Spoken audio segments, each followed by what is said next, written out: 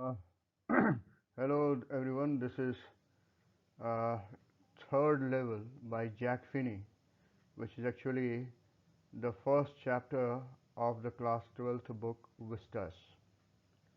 Now, this third level was written with the background of the world after the First World War. It was somewhere in 50s that this story was written. Now, because of the effect of the Second World War, actually, it was after the effect of the Second World War, there was a general tendency of escaping from the situation because the world was under a great strain, stress, and it was full of insecurity, and everyone wanted an escape route to escape from the prevailing conditions. Now, the story starts with uh, Jack, this Charlie, who is narrating the whole story. The entire story is being narrated in the first person narration. He says that the uh, presidents of the New York Central and New York New Haven and Hartford railroads, they would never accept that there were more than two levels. But he says that there are three levels because he has been on the third level.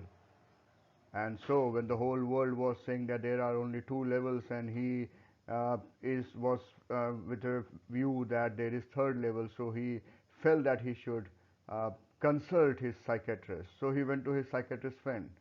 He told him about the third level at the Grand Central Station, and when his psychiatrist friend listened to him, he said that it was waking dream wish fulfillment, means uh, something like a fulfillment of some desire. And then he further added that he was unhappy.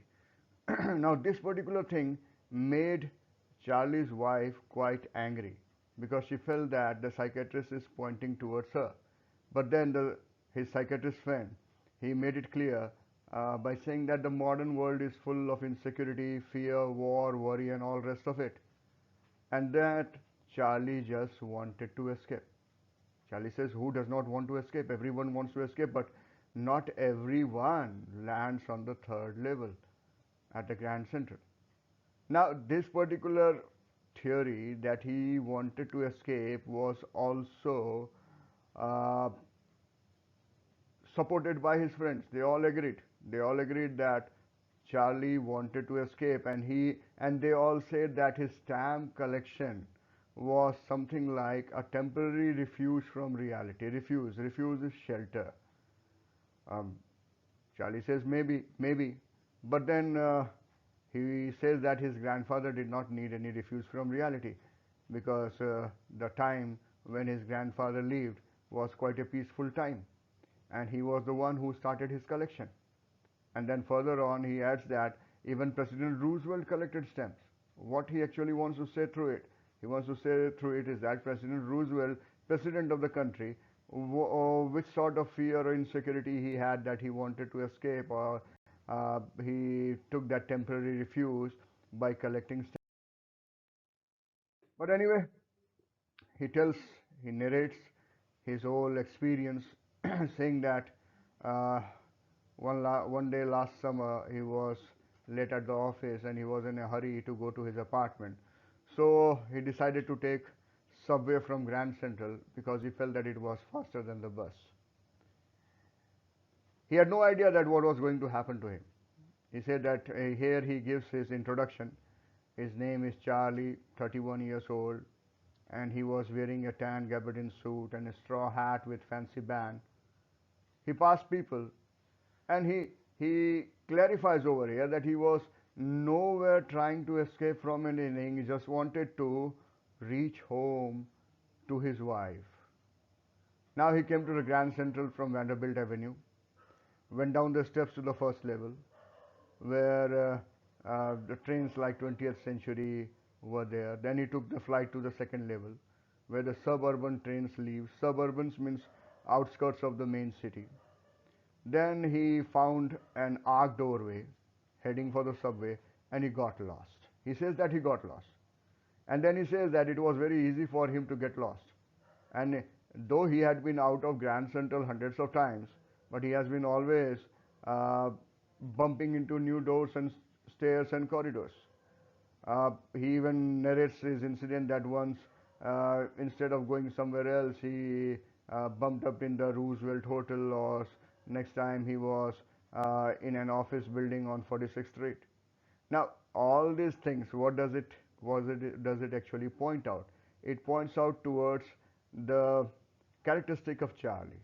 Maybe he was most of the time lost in his thoughts, absent-minded, and that was the reason that he often got lost at Grand Central.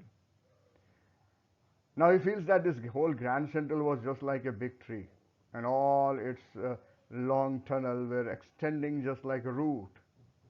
Uh, and he says that maybe because for so many people through the years, Grand Central has been an exit, a way of escape. Maybe that's how the tunnel I got into.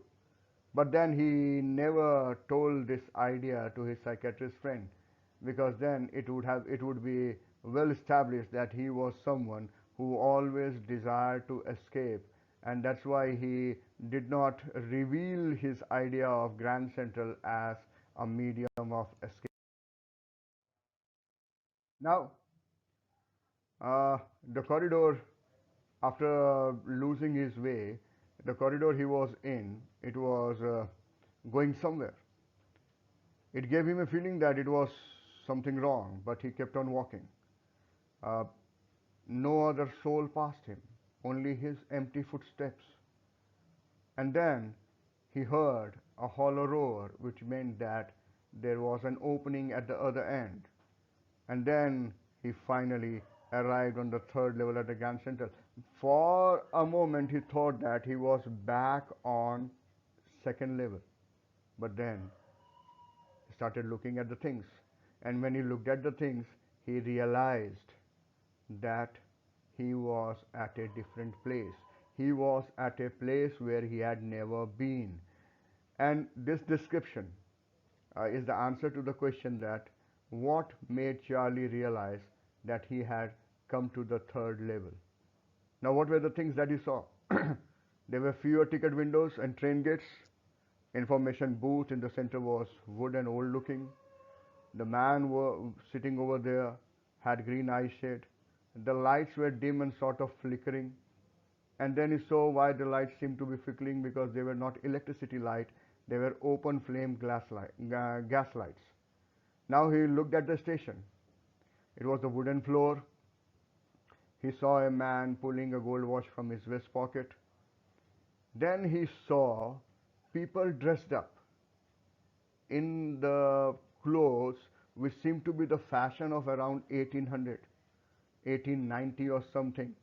He saw varieties of mustaches, varieties of beards, varieties of sideburns, and then he saw the locomotive, a very small courier and ice locomotive with funnel-shaped stack.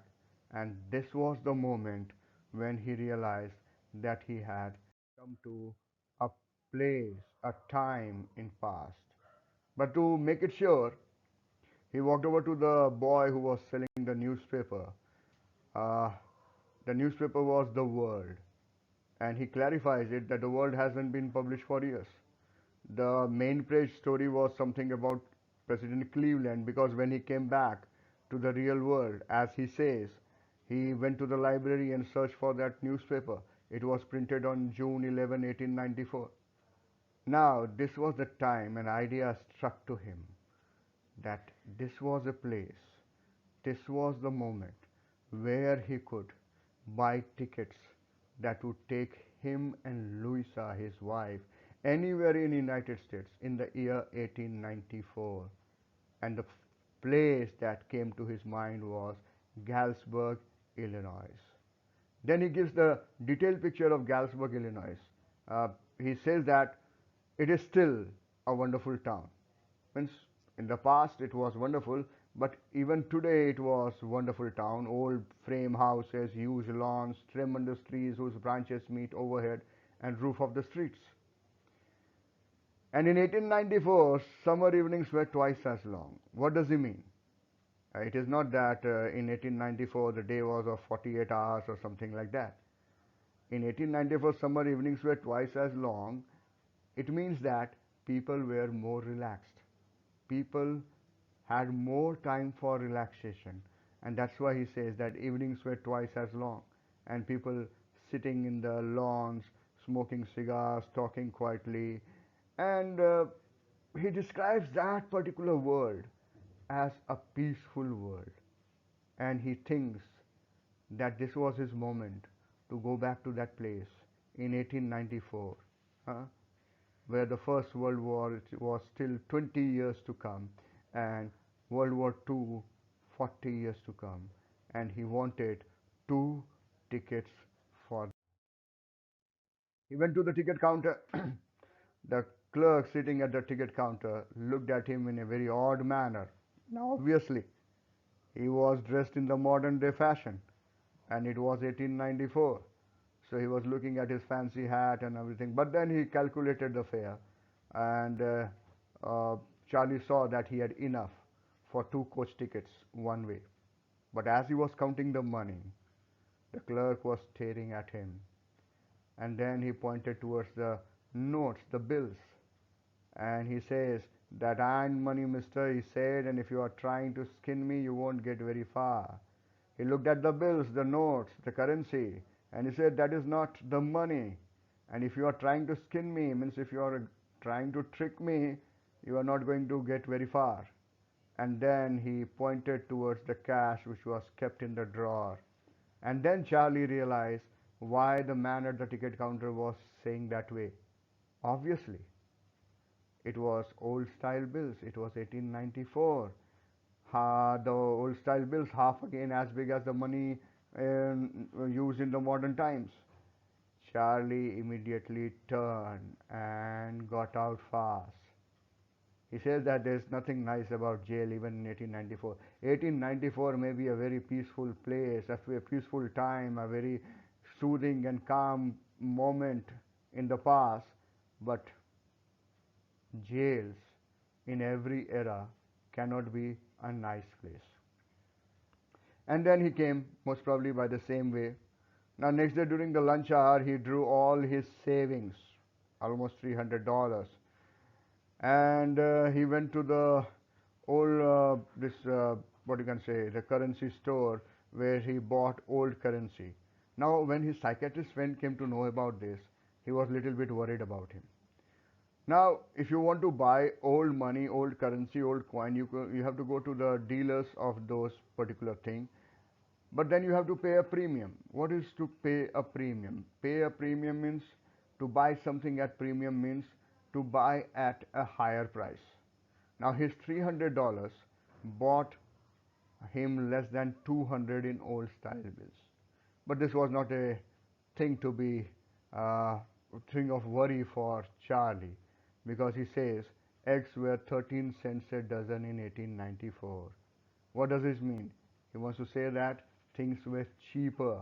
Even if he got only $200 uh, of his $300, it was not a matter of concern, because those $200 were going to be enough for him because the things were cheaper in 1894.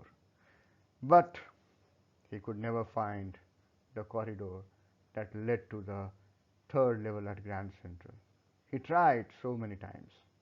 His wife was quite worried when he told her all about this, and she requested him not to go in for the search of third level, and he also stopped.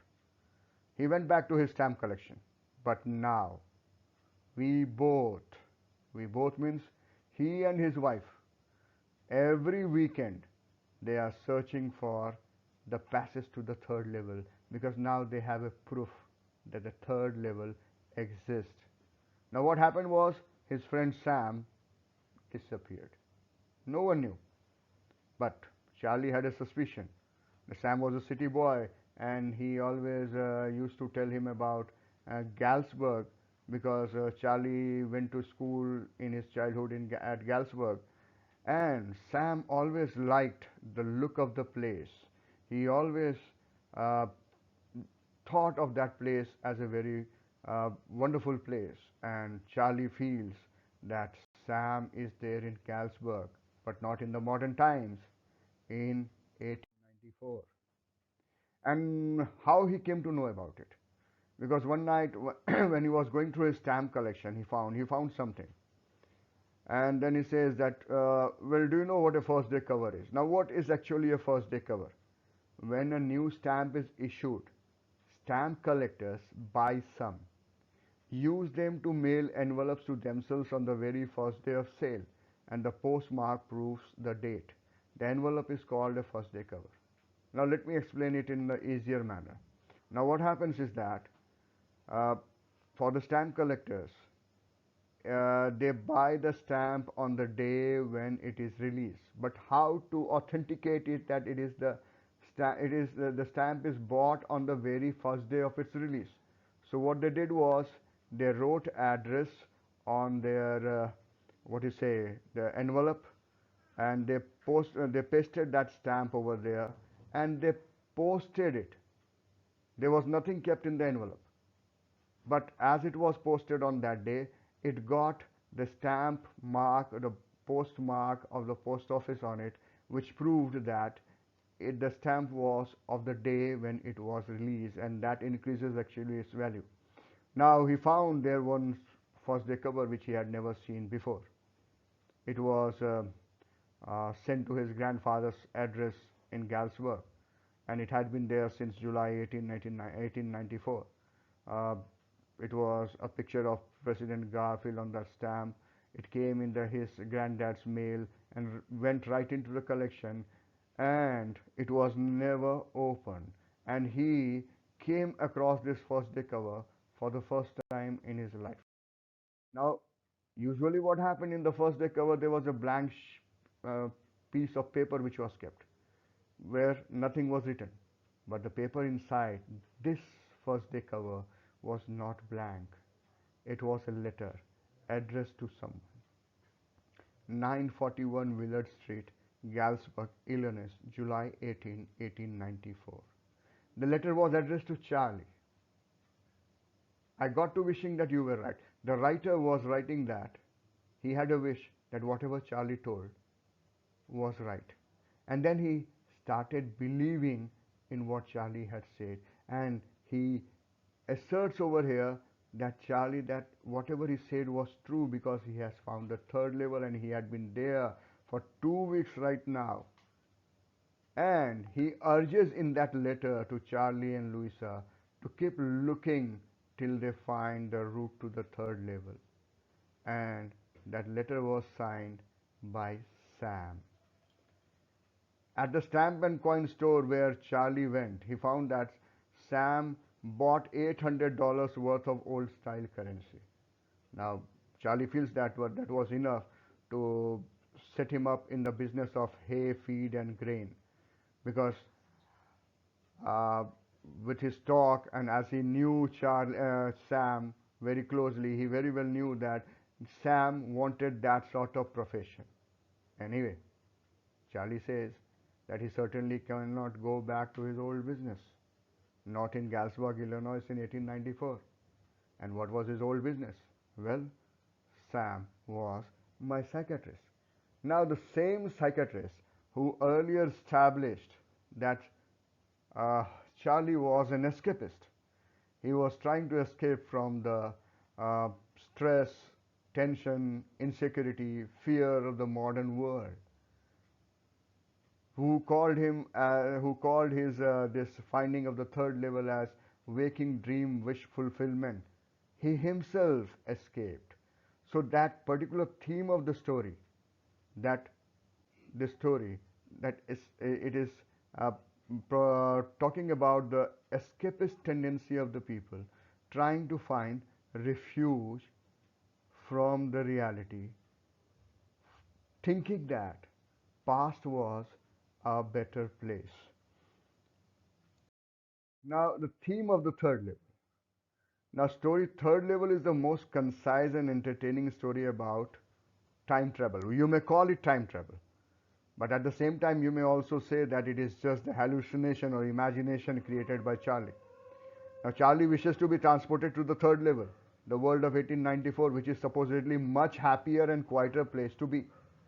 The question whether the third level exists in real or only in Charlie's mind can be inferred from Sam's letter. The story also dwells on the theme of escapism, not only as a psychological refuge from the grim realities of the present day world, but also as a desire to stay with the past or to keep the past alive in the complexities of the present. Now, there are some questions. Do you think that the third level was a medium of escape for Charlie? Mm, yes, the third level was medium of escape for Charlie from the unhappy modern world that is full of insecurity, fear, war, and the like. This is because he could never find it again at Grand Central Station. Charlie did not agree with his psychiatrist friend when the latter called his experience of visiting the third level a waking dream wish fulfillment. His friend tried in vain to make him realize that his hallucinations are a result of his strong desire to escape to the peaceful times of the 1890s. So, in this way, we can say that yes, third level was actually a medium of escape for Charlie. Another important question: what do you infer from Sam's letter to Charlie? Now, one may feel that Sam's letter indicates time travel. Somehow, Sam got the route to travel to the past, but it is actually not time travel exactly. It is just that tendency of escaping. Now, if you can see that uh, at one level it proves that Sam has reached Galsburg of 1894. But however, if you look at a deeper level, we can infer that the letter is just another instance of his hallucination or dreams of escapism. It is possible that while Charlie was looking at the old first cover letter, he was carried away to a different world where the letter was sent to Charlie by Sam. The letter reflects Sam's undeterred urge that forces him to keep looking for the third level. So again, we can say that it is just a hallucination or imagination to escape, and that escaping uh, uh, that makes Charlie feel that that letter was actually from Sam, who has traveled to the third level. So this was all about the third level by Jack Finney.